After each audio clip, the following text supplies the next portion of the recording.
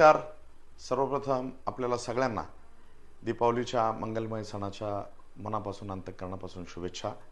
ह्या दीपावलीच्या निमित्ताने आपल्याला शुभेच्छा देत असताना आपल्या सगळ्यांच्या आयुष्यातील अंधकार हा मंगलमूर्ती कृपेने दूर हो आणि प्रकाशाचं नवीन पर्व आपल्या आयुष्यामध्ये सुरू हो, अशा पद्धतीची प्रार्थना मी महागणपती चरणी करतो.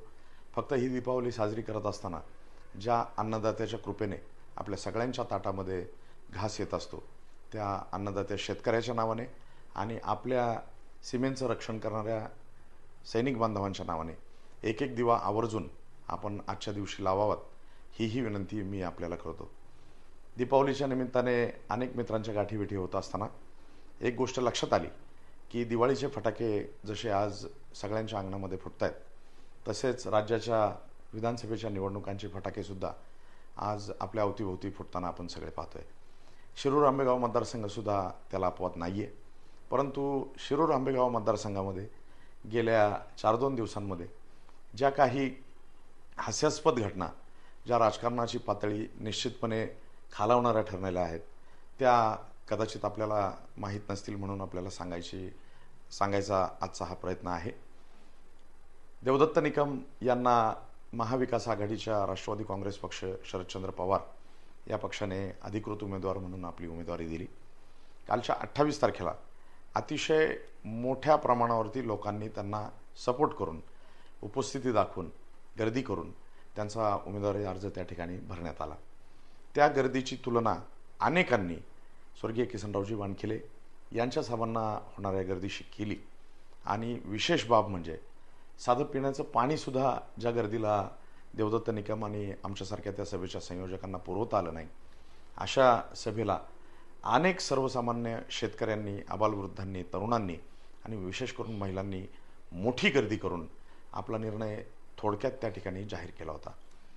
ती गर्दी बघून कदाचित असं वाटलं होतं की विरोधक या गर्दीपासून काहीतरी बोध घेतील आणि कालच्या भूतकाळामध्ये ज्या काही राजकीय चुका आपल्या झाल्यात त्या सुधारण्याचा प्रयत्न करतील.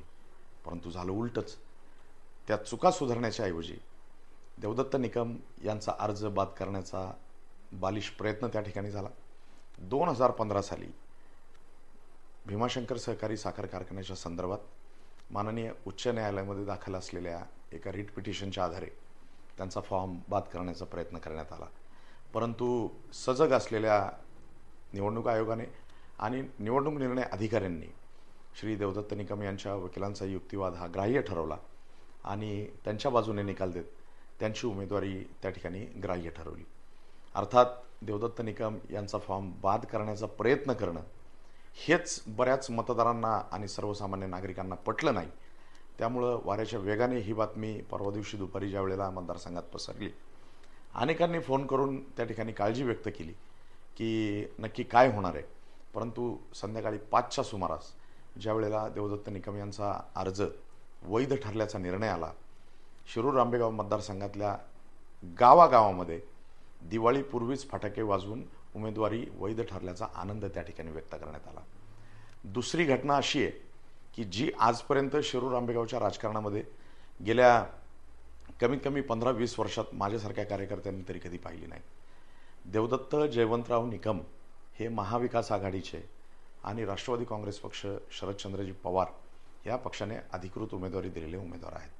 त्यांना शिवसेना उद्धव बाळासाहेब ठाकरे, काँग्रेस पक्ष, Aam Aadmi party, Birsa brigade, communist party या अनेक पक्षांनी आपला सक्रिय पाठिंबा त्या ठिकाणी देऊ केलेला आहे आणि या सगळ्या पक्षांचे कार्यकर्ते अतिशय जोमाने त्यांच्या प्रचारामध्ये सहभागी आहेत.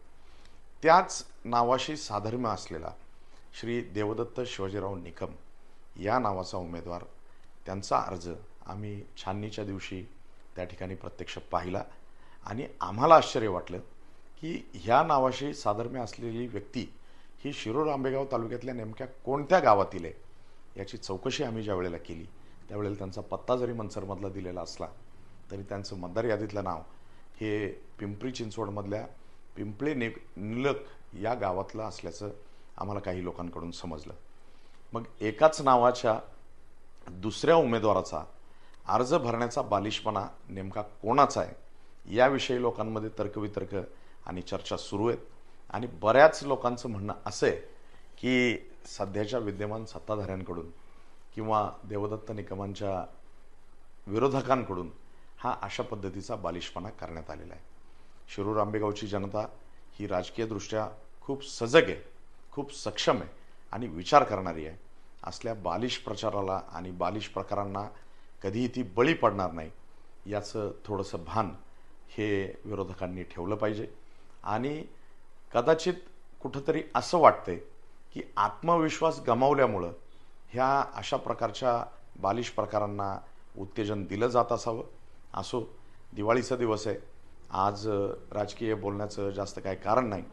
तरीसुद्धा दिवाळीच्या निमित्ताने विरोधकांना, सत्ताधाऱ्यांना सुद्धा शुभेच्छा देत असताना अशा पद्धतीचे बालिश प्रकार त्यांनी यापुढच्या भविष्यामध्ये करू नयेत अशी मनोकामना या ठिकाणी व्यक्त करतो, विनंती करतो आणि पुन्हा एकदा आपल्या सगळ्यांना मनापासून, अंतःकरणापासून दिवाळीच्या मंगलमय सणाच्या खूप खूप शुभेच्छा देतो.